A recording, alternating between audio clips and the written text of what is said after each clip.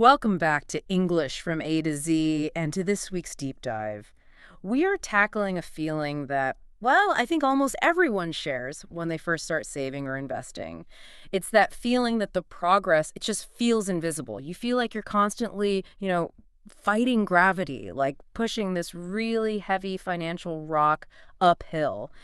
And every dollar saved feels like this huge effort that just seems to vanish, right? Into the massive maw of inflation and bills. Oh, absolutely. It is the ultimate grind. And what makes that grind so tough psychologically is that most people kind of assume that this feeling, this struggle, it only really goes away when they hit some, astronomical number. Right, like millions and millions. Exactly. Like $5 million, maybe even $10 million. Yeah. The kind of wealth you read about, traditional, almost multi-generational wealth. And that expectation, it just sets people up for burnout, doesn't it? You look at a number like that and you just feel defeated before you even really begin the climb. But today, we're unpacking sources that actually suggest the opposite.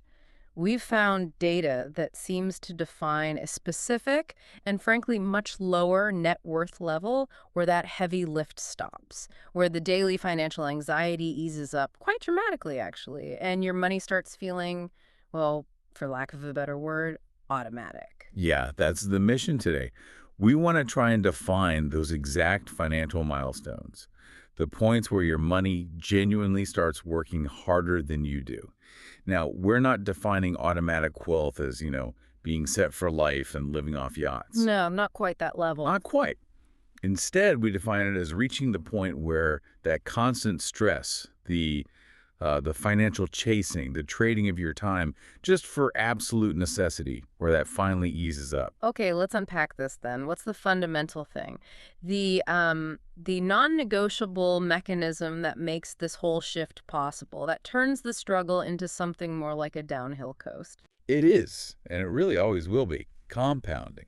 But critically, it's not just compounding as a formula you see in a textbook. It's compounding becoming a visible force in your life. Ah, okay. So it moves beyond theory. Precisely. It shifts from being this, purely theoretical concept, some percentage applied to a small, kind of insignificant number, to becoming a noticeable, tangible, income-generating reality. Mm. And once that shift happens, once that engine really turns over, the momentum starts to take over. You go from manually pushing that rock up the hill to, well, having something like a self-refueling small engine attached to it. It starts propelling it forward even when you take a break. That shift from all manual effort to some automated momentum, that's what we're hunting for today. Exactly. And the amount needed to really kickstart that engine, it's much lower than most people think. It's reaching a point where the returns on your investments can actually cover unexpected expenses, letting you breathe a bit, Right. rather than having to earn every single penny of recovery yourself. Okay, let's start at the beginning then, the foundation. We have to start where most people are, or at least where they begin their financial journey. Net worth under $50,000. Our sources call this the survival stage. And gosh, that description feels acutely painful because it's so focused on just immediate survival, right? Immediate resource allocation. It really is the fragility stage. That's a good way to put it. At this level, nearly all your financial energy, and that means your physical time, your mental effort, your emotional bandwidth, it's all expended just covering the current necessities. And critically, managing high-interest debt. Every single bill just feels heavy. It occupies mental space that you could otherwise be using for, say, career growth or spending time with family. And the challenge here is, well, it's multifaceted, isn't it? While saving is technically possible, it often demands really significant, sometimes painful sacrifices. You're typically giving up immediate quality of life improvements or maybe even necessities just for some potential future benefit. And because that savings base is so small, you're basically operating on a razor's edge all the time. That fragility is the absolute defining feature.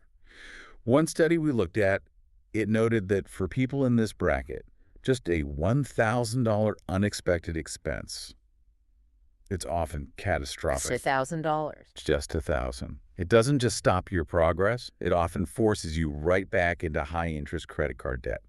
It can completely wipe out 6 months, maybe even a year of really hard-won savings. Mm. Money just disappears as fast as it comes in.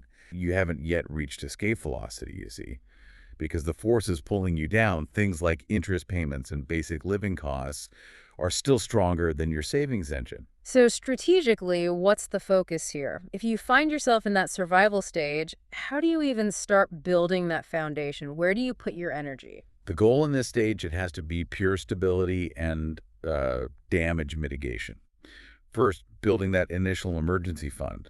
We're talking a bare minimum of 3 months of essential expenses. Ideally, you'd want six. That cushion is key. Absolutely key. Second, you have to focus on eliminating that high interest debt. And this is where people need a really concrete strategy, not just, vague good intentions. Okay, let's dig into that strategy a bit because our audience, they're savvy, they know high interest debt is bad, but they need to know the most effective way out. Did the sources lean towards the snowball or the avalanche method? That's a great question. The financial literature, it often cites both, right? But for this specific stage, the survival stage, the debt avalanche method is, mathematically speaking, superior. You focus all your extra payments on the debt with the highest interest rate first, doesn't matter what the balance size is. That minimizes the total interest you pay over time, which accelerates your climb out of that hole. Makes sense mathematically. It does. Yeah. However, we absolutely have to acknowledge the psychological reality here. For someone who's deeply stressed, feeling overwhelmed, the debt snowball, paying off the smallest balance first just to get that quick win, that can provide the crucial motivational boost needed to keep going. So the best plan is the one you actually stick with. At the end of the day, yes, the best plan is the one you'll execute consistently. And that consistency, that's what ultimately moves you out of the survival stage. Okay, so let's say stability is achieved, the high interest debt is gone or managed. Where do we see that first flicker of genuine momentum? Where does the rock finally stop rolling backward on you? That seems to happen in the next bracket. Net worth somewhere between $50,000 and $100,000. And this stage is defined not just by, simple financial improvement, but by what our sources call the psychological shift. Mm. You absolutely do not feel rich at this point. Your daily habits might not have changed all that much. Right, you're not suddenly buying sports cars. Not at all. But things do feel different. And that difference, fundamentally, it's about security, Right. sense of breathing room. And that difference, it's driven by seeing those modest, consistent investments finally starting to yield visible results. Exactly. This is the moment when those tax-advantaged accounts, your Roth IRAs, your 401k, maybe start hitting their annual maximums. Mm-hmm. And the balances you've built up begin producing returns that are actually noticeable compared to the amount you're contributing each month or year. I want to challenge that point just slightly, though. When you have, say, $60,000 invested and you get a decent 7% return, that's only about $4,200 a year. Now, that's great, don't get me wrong, but it still kind of pales in comparison to, let's say, a $60,000 salary. So why is this specific bracket considered such a huge psychological shift? What makes it so pivotal?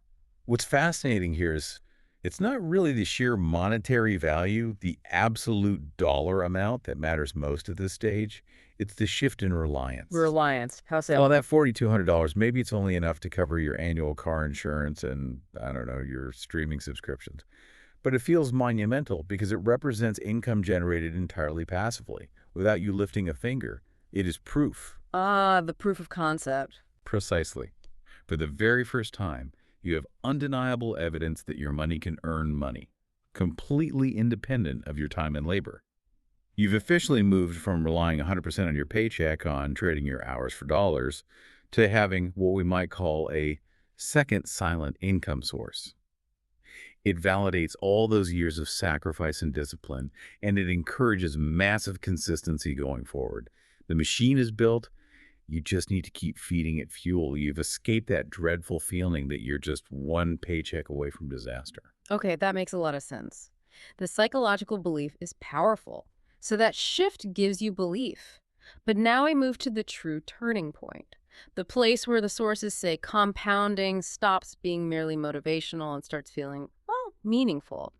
And that critical milestone seems to be hitting the $100,000 net worth mark in investable assets. Yes. This is where the numbers really stop being abstract percentages on a page and start translating into real-world expense coverage and, importantly, autonomy. Reaching $100,000 means the size of your portfolio is finally large enough that a standard market return is often greater than, or at least equal to, a substantial chunk of your monthly savings contribution. Let's use that specific metric provided in our sources to really illustrate this. If you have $100,000 invested and you achieve a, let's say, modest 7% annual return, that generates $7,000 a year. And crucially, when we talk about a 7% return in this context, we're often referring to the real long-term average return of broad market index funds, something like the S&P 500. After inflation, right? Yes, after adjusting for inflation. This isn't some guaranteed number year after year, of course, but it is a responsible historical benchmark to use for planning. $7,000 a year, that feels like a concrete, genuinely impactful number. Can you put that into monthly terms for us and explain why that amount provides a real sense of freedom? Absolutely. That $7,000 a year is the equivalent of receiving a monthly check for nearly 583 draws. And that's without you doing any extra work whatsoever. Think about what that covers. $583 a month. For many people, that covers almost all their cell phone bills, their internet, maybe all their streaming subscriptions, and potentially a sizable chunk of their grocery bill, too. The money you earned maybe a decade or even 2 decades ago is now actively paying for your modern necessities. That level of passive coverage significantly reduces the pressure on your active paycheck. That really is a fundamentally life-changing figure for someone who was, previously operating in that survival stage. The asset base is now large enough to cover defined routine expenses. It's no longer just, a few thousand extra a year. It's actually covering specific bills month after month. And the momentum, it only accelerates from here as you scale up. The next critical level mentioned in this phase is around $250,000. And this is where we encounter a particularly interesting data point from the sources. Okay, lay it out for us. What happens at $250K? Well, at $250,000, if you were to simply apply that same 7% growth rate, you'd expect about $17,500 in annual gains. Right, simple math. However, the sources highlight a slightly different scenario, particularly for mid-range wealth builders who are starting to focus more on safety and early autonomy. They state that the annual safe withdrawal, or perhaps the reliable income generated at the $250,000 mark, jumps to approximately $7,500 per year. Wait a second. $7,500. That seems far too low for assuming a standard 7% growth. Why would the sources cite a figure so close to the return on $100,000 when the principal has more than doubled? We definitely need to unpack that discrepancy for our listeners. That sounds counterintuitive. It does sound counterintuitive at first glance, yeah. Yeah. And this is where the subtlety and, frankly, the technical depth of the source material comes into play. That $7,500 figure likely represents one of two things happening in the models they analyzed. Either the individual has significantly de-risked their portfolio. Meaning they shifted assets. Exactly. Shifting maybe towards more bonds and fixed income, which yield lower but steadier returns. This is quite common when people start feeling like they actually have something to lose. Or the other possibility is that it reflects a very conservative application of the 4% rule of thumb, perhaps adjusted downwards for someone planning an early retirement or considering tax drag. The 4% rule. Let's quickly define that. Sure. The 4% rule is a guideline suggesting you can safely withdraw 4% of your investment portfolio's value in your first year of retirement. Then you adjust that amount for inflation each following year, and you should have a very high probability of your money lasting for 30 years or potentially more. Okay, so applying that. Right. If you calculate a 3% or 4% safe withdrawal rate on $250,000, you land squarely in that $7,500 to $10,000 range per year. So this insight, it tells us something important. It suggests that maybe around the $250,000 mark, the focus for the wealth builder is subtly shifting away from maximum possible growth towards dependable, reliable income. They might be prioritizing the ability to pull out a predictable, inflation-adjusted income stream rather than just measuring total market gains, which can be volatile. That shift in priorities from pure growth to reliability, that's profound. It means people are actually changing their investment strategy based on their need for mental peace, for security. You realize you don't need to double your work hours. You just need to let your assets grow reliably and maybe cover some baseline needs. Precisely. Getting to that first $100,000 is almost always the hardest part because you are doing virtually all the heavy lifting yourself. Your savings contributions are responsible for maybe 90% or more of the growth. But once you hit that $250,000 range, the asset growth itself starts participating much more actively. Sometimes it accounts for 40% or even 50% of your total annual increase in net worth. That really is the essence of financial momentum, isn't it? Our sources kind of break it down this way. Below $100,000, building wealth feels agonizingly slow, that constant uphill push. But somewhere between $100,000 and $500,000, it accelerates noticeably because the asset base itself is now a partner, an active participant in the accumulation effort. It really does move from that grinding uphill push Yeah. to maybe more of a flat path where you're just maintaining speed through your own efforts.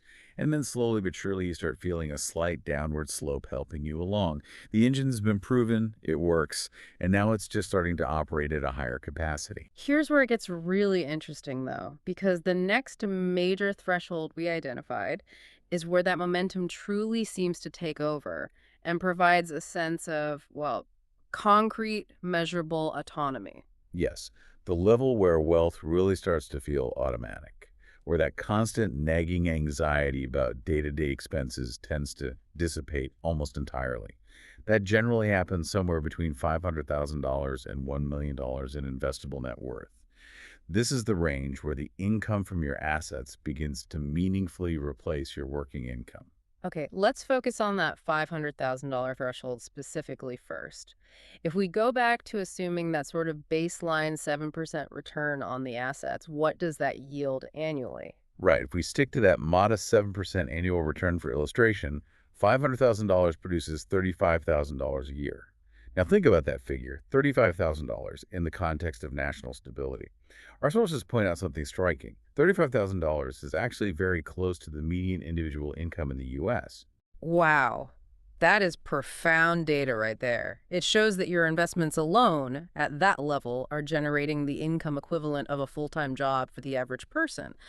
But I have to challenge that premise slightly again. Can $35,000 a year really make you feel financially untouchable when the cost of living varies so wildly across the country? I mean, that might be comfortable in a low-cost rural area, sure, but it's barely enough to cover rent in places like San Francisco or New York City. That's a crucial point. Absolutely. And the source material doesn't ignore that regionality. It's central. The feeling of automatic wealth is entirely relative to your personal lifestyle dependency. That $35,000 is enough to cover basic needs. We're talking shelter, food, healthcare for maybe a disciplined single individual or perhaps a couple living quite modestly, maybe someone who's also managed to pay off their primary mortgage early. So it's about covering the essentials, providing a floor. Exactly. The underlying analysis here is really about optionality. For many people, achieving $35,000 in passive income means they now have options they never had before. They could potentially negotiate reduced work hours, maybe move to part-time work, or even take a lower-paying job that they find much more meaningful or less stressful. That passive income acts as a safety net, a floor, preventing financial disaster. And that is the core definition of automatic security for many. Okay, that makes sense. It's about the option not to rely solely on the paycheck. And if we scale up from there to the $1 million threshold using the same 7% assumption, the returns grow to about $70,000 a year. This figure, $1 million, is often cited as that more traditional line for achieving basic financial independence, isn't it? It is, very commonly. $70,000 a year provides genuine comfort in most areas of the country. Now, the $78,000 is probably not luxury money in the grand scheme of things. It likely won't fund constant five-star international travel or anything like that. But it is incredibly comfortable income. And the key, the absolute essence of that automatic feeling, is that it comes without you having to trade your time for it, day in, day out. You mentioned the 4% rule earlier. Oh, How does that concept relate specifically to these automatic wealth thresholds of 500K and $1? right. Let's connect those. Remember, the 4% rule suggests a safe withdrawal rate for retirement income. So applying this rule to our thresholds, $500,000 times 4% yields $20,000 per year. And a $1 million times 4% yields $40,000 per year. Notice how conservative those withdrawal numbers are compared to the 7% growth figure we were using. Exactly. That's the key insight. Yeah. Reaching $500,000 means, according to this rule, you've potentially secured your long-term survival income, 20 here, with a high degree of certainty. This allows the excess growth, that difference between maybe a 3–4% safe withdrawal and the average 7% market return, to both fuel that automatic feeling day to day and continue compounding further, growing the principal over time. So the automatic feeling comes from knowing your money is simultaneously generating income for today and still growing for tomorrow. It's effectively paying for your life while maintaining or even increasing a safe buffer. Precisely. And achieving this level of financial security, it triggers an even bigger change than just the numbers themselves. Yeah. It leads to a fundamental shift in mindset, moving away from that frantic accumulation phase. What happens psychologically? What changes in your head when someone reaches this, say, 500,000 to $1 million zone? The driving question, the one that wakes you up in the morning financially speaking, it changes completely. When you're maybe at $50,000, you're constantly asking, how can I possibly maximize my savings rate? How can I pay down this debt faster? But when you hit $500,000 or more, the primary question often becomes, how can I protect and sustain this amazing machine I've already built? Ah, so you shift from accumulation mode primarily to preservation mode. But I have to ask, isn't switching to preservation mode potentially too conservative, especially if you reach this level relatively young, say in your 40s or 50s? Shouldn't people still be aggressively chasing growth until they hit, I don't know, $2 million or more? That is a really legitimate, critical challenge, particularly for younger individuals who hit these numbers early. And the sources suggest that for people who reach this automatic threshold early in life, they often adopt something called a barbell strategy. A barbell strategy. Explain that. It means they might preserve the core capital needed for their essential expense coverage, that 500K to $1 rounds perhaps, in relatively safe, stable assets like bonds or dividend stocks. That's one end of the barbell. But they might still aggressively invest the excess capital or any new savings they generate into higher growth, potentially riskier ventures like individual stocks or private equity. That's the other end of the barbell. So secure the base, but still aim for growth with the surplus. Exactly. But the core psychological shift remains. That sense of urgency to chase every single risky, high return, or speculative opportunity tends to fade quite dramatically because the risk of a major mistake like experiencing a 50% market downturn on your core capital becomes far more psychologically costly than the potential benefits of squeezing out a slightly higher return. You realize you don't need a miracle investment to change your life anymore. You just need to maintain the momentum you've already built. That sounds like a powerful hedge against the psychological impact of loss aversion. We hate losing more than we like winning, right? It is. The research on behavioral finance clearly shows that the pain of losing $1 is often felt about twice as powerfully as the joy of gaining $1. So once you have a significant sum built up, preservation naturally becomes a much stronger motivator. which explains why that mid-range wealth builder we talked about often shifts their investment model towards income stability, even if it means slightly lower overall growth. Okay, let's revisit that concept of lifestyle dependency for a moment. The sources really highlight this as the critical differentiator in whether hitting a $500,000 or even $1 million truly feels automatic. This is the ultimate warning sign, really. The true measure of financial freedom isn't just the size of your portfolio, it's the size of the gap between what your assets reliably produce and what your lifestyle actually demands. And this is where something called hedonic adaptation can absolutely destroy financial freedom, even for high earners. Hedonic adaptation, that's the tendency to get used to good things, right? Exactly. It's the tendency for us humans to quickly return to a relatively stable baseline level of happiness despite major positive or negative events or life changes. So, you earn a big raise. What happens? Often you buy a bigger house, a fancier car. Your spending adapts upwards to meet your new income. You could have a high earner making, say, $300,000 a year, but spending $290,000. They might have a near zero net worth, an absolutely zero feeling of automatic wealth, yet to the outside world, they look incredibly rich. Which means that financial discipline, actively resisting that lifestyle creep, is actually far more important in achieving this automatic feeling than the gross income figure itself. Absolutely. The sources provide overwhelming evidence for this. Wealth accumulation, particularly reaching this automatic stage, is far less about how much you earn and much more about the gap you consistently maintain between your earning and your spending. Someone with a perfectly average income, but who maintains almost religious consistency in saving, say, 15% year after year and lives relatively modestly, they can cross that $500,000 automatic threshold decades earlier than a high-flying surgeon who's maxed out on car payments and mortgage debt. Okay, so we've identified the numbers, the psychological shifts, the mindset changes. But we need to be really clear about what that net worth figure is actually composed of. Our sources make a very key distinction here. Not all net worth is created equal when it comes to producing this automatic feeling we're discussing. That distinction is absolutely paramount. Yes, when we talk about net worth in general, it includes everything you own minus everything you owe. Simple enough. But to generate that feeling of automatic wealth, you specifically need productive assets.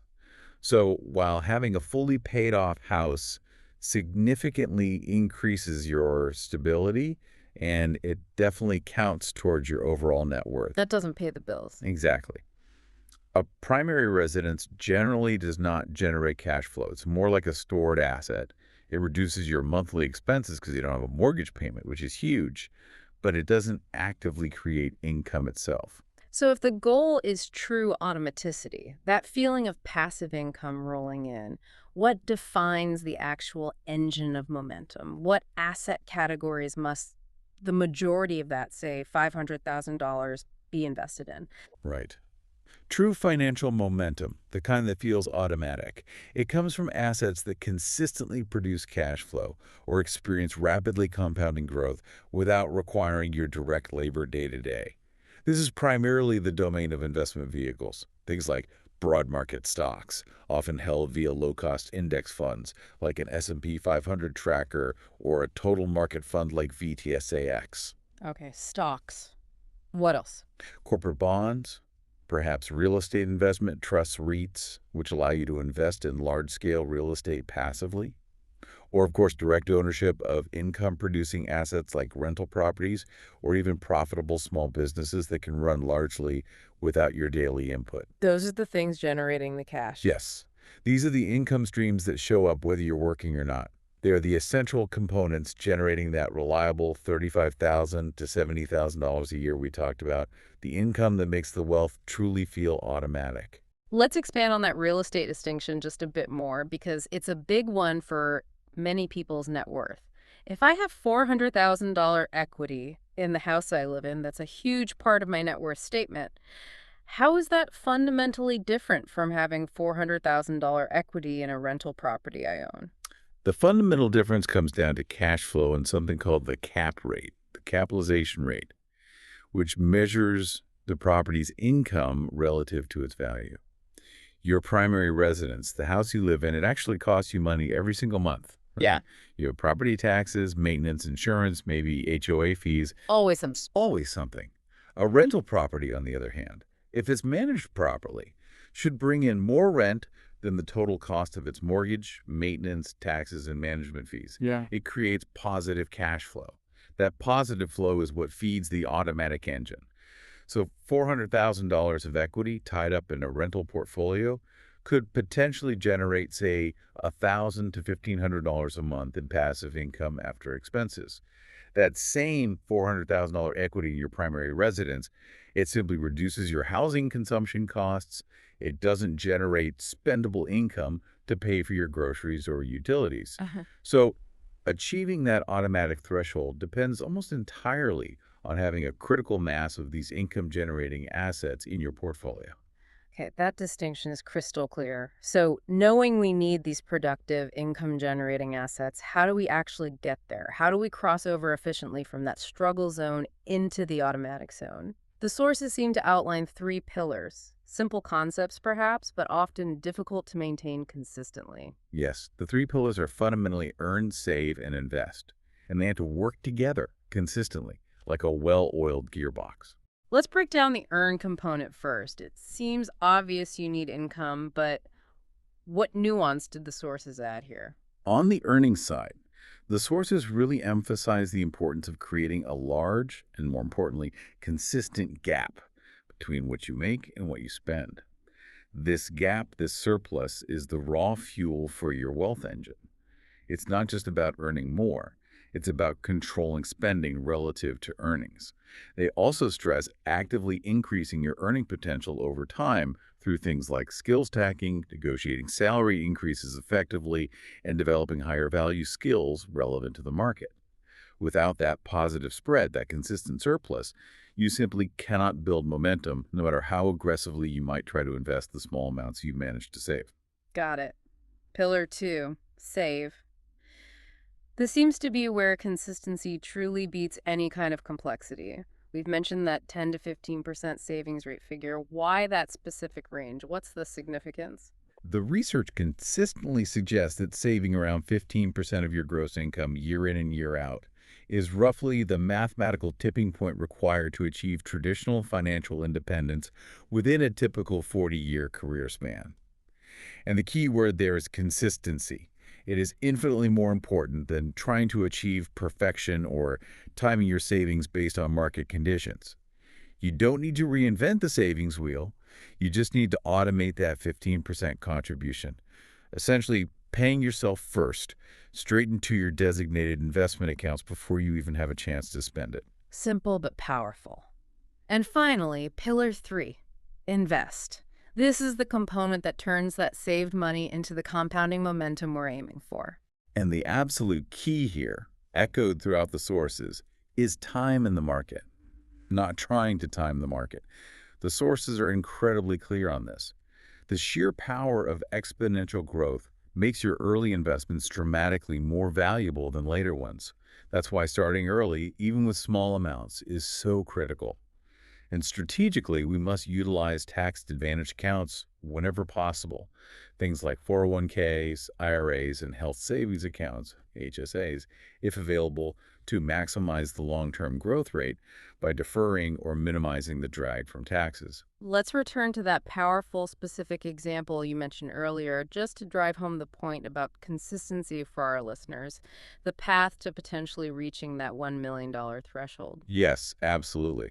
Our analysis, based on the historical data in the sources, shows that someone who saves just $500 a month, Which is about $6,000 a year. it's exactly $6,000 a year, which conveniently is right around the maximum Roth IRA contribution limit for many people under 50. If someone starts doing that at age 25 and consistently invests that $500 a month into a simple broad market index fund, they could reliably reach $1 million by their early 60s, assuming historical average returns. That's incredible. It is critical data. It shows that million-dollar automatic threshold is achieved primarily through the compounding effect over a long time, not necessarily through making massive monthly contributions. Over that 35-plus year period, the individual had not only contributed around $210,000 of their own money out of pocket. The remaining almost $800,000 is generated purely by the automatic engine of compound growth. $500 a month, that feels manageable, or at least achievable, for many people who are already past the survival stage and maybe in that psychological shift phase. This data really proves that the automatic threshold is attainable through disciplined habit, not just requiring some extraordinarily high salary. It really illustrates that the very moment you start consistently saving and investing, no matter the amount, you are actively buying yourself future options, future freedom. You might not hit that $1 million mark quickly, but you are absolutely guaranteeing that your money starts working for you rather than you always working for it. But the biggest lesson here, and I think what our sources really hammer home repeatedly, is that inseparable link between the habit and the wealth itself. Oh, definitely. Wealth doesn't just magically become automatic simply because you hit a specific number on a spreadsheet one day. It becomes automatic because of the ingrained financial habits you had to build and maintain consistently on the way there. By the time someone reaches $500,000 or $1 million through their own efforts, they have typically internalized the discipline of regular saving, the foresight required for long-term investing, and, perhaps most importantly, the ability to live comfortably but consistently below their means. In other words, you really can't shortcut your way to sustainable automatic wealth. The classic stories of lottery winners who quickly lose their fortunes are the perfect, albeit sad, counterexample, aren't they? Absolutely. The process of building the wealth is precisely what teaches you how to keep it. The people who successfully reach this automatic level and stay there are almost always the ones who consistently avoided the major behavioral traps that keep so many others stuck. Traps like unchecked lifestyle creep, the constant pressure of consumer debt, and that false, dangerous belief that just having a high income automatically equals financial security. They learned how to build their asset base first, methodically, and then let the machine run. Okay, let's try to synthesize our core finding today as we wrap up. The net worth level where that heavy lifting really stops and wealth starts feeling genuinely automatic seems to be defined by the point where your passive income generation starts reliably covering your major living expenses. Numerically, based on the sources, this sits somewhere in the range of $500,000 to $1 million in productive investable assets. Although the exact number depends entirely on your personal lifestyle demands and, of course, your geographical cost of living. And crucially, at this stage, compounding is no longer just some abstract promise for the distant future. It's a powerful, tangible working force in your present life. The money you earned potentially years or decades ago is now actively funding significant portions of your current life without requiring you to constantly trade your present time for that income. The ultimate transformation, though, seems to be in the type of questions you ask yourself.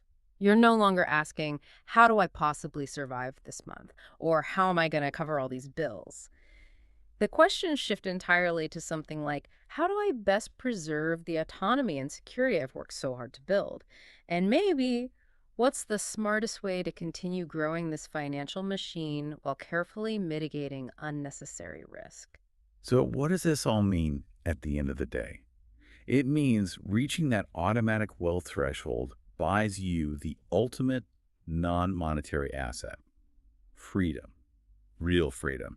It gives you the genuine choice to make decisions about your time, your energy, and your career based on what you truly want to achieve or contribute, not just based on what you absolutely need to do simply to survive.